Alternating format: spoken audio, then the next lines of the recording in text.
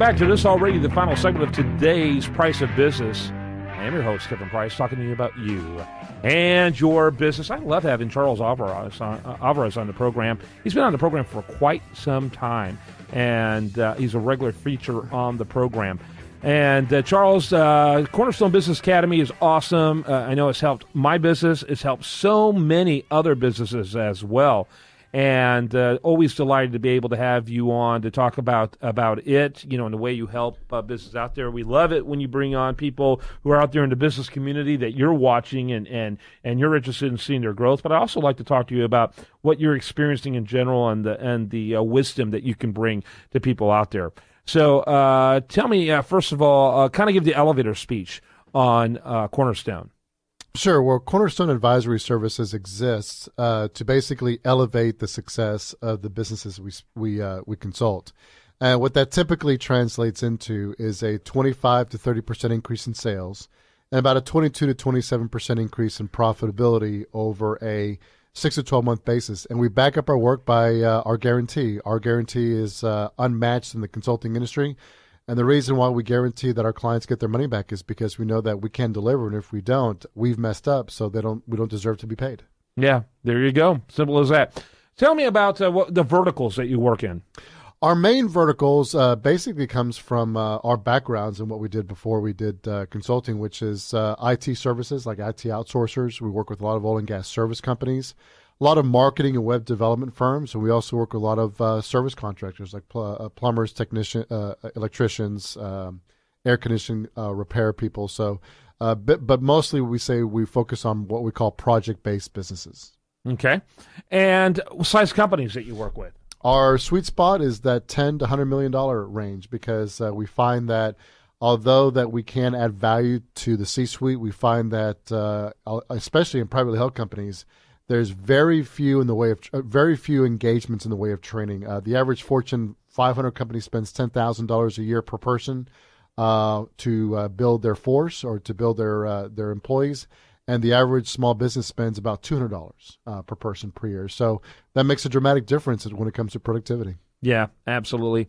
Again, I'm talking to my friend Charles Alvarez. He's with Cornerstone Business Academy. Talk about making 2015 a great year. One of the things we talked about often is the difficulty, how difficult it has become to engage with the people you want to do business with. Instead of making things easier, the LinkedIn and the Twitter, particularly the Twitter and the Facebook, instead of making it easier, it's only more distraction between you and the people you want to do business with. It's like a mythology is I get greater access because of LinkedIn. No, that means your people you're trying to reach are now looking at hundreds of other people, not just you. And the hubris to think that somehow yours is going to rise to the top in their mind is crazy. And so what are some of the strategies that you like to deploy to help people get the attention of the hard to get? Well, what we're finding is, Kevin, you're right, is, a couple of years ago, the big craze was social media, Google AdWords, and all that stuff. And I definitely believe that all that stuff has a place. The problem, though, we're starting to see more and more with social media is that it's starting to become another email. And it's just becoming it gets lost in the myriad of communications we get. I check my LinkedIn email and I have like 120 emails, but you know what? We just don't pay attention to them because it's just becoming another email source. So we actually find that social media is becoming a much better place to listen to the marketplace versus actually contributing to the marketplace because people have a way of expressing themselves, their frustrations, what they're looking to accomplish through social media. But we find that the best way to do lead generation, depending, of course, what business you are, is face-to-face or voice-to-voice communications because people aren't doing that. And in order to have that voice-to-voice or face-to-face conversation, you've got to have a message or you've got to have a methodology of approaching that target market that is unique, that really stands out across all the minutia. And it's got to be about them. It's got to be what's going to help them, what's in there, why would they take time out of their day to speak with you or meet face-to-face. That is the key.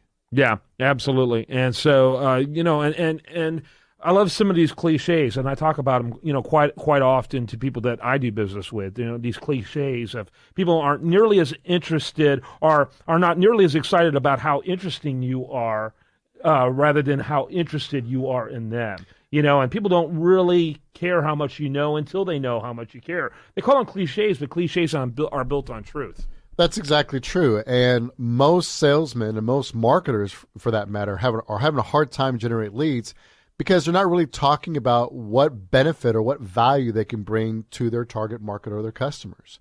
And they're talking about what they do. Like, for example, people say, well, I'm a realtor, I'm a stockbroker, I'm a this, I'm a that.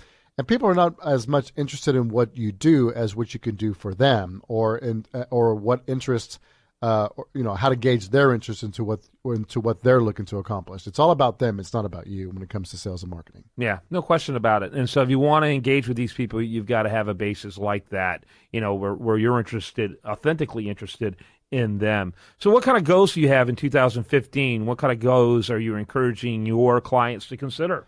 Well, that's a good question. As a matter of fact, we spent a lot of time thinking about it, of course, in December and the later part of November. And something kind of hit me on the way to do the show today, which was, typically in the first month, maybe even month and a half for those overachievers, we think a lot about goals in January. And then February comes and we kind of get into what we call the whirlwind, which is the daily minutia, the busyness of the day. And it kind of distracts us. We almost kind of forget about our goals until July. And we say, hey, where have we been? So here's what we find and what we're concentrating on most with our clients.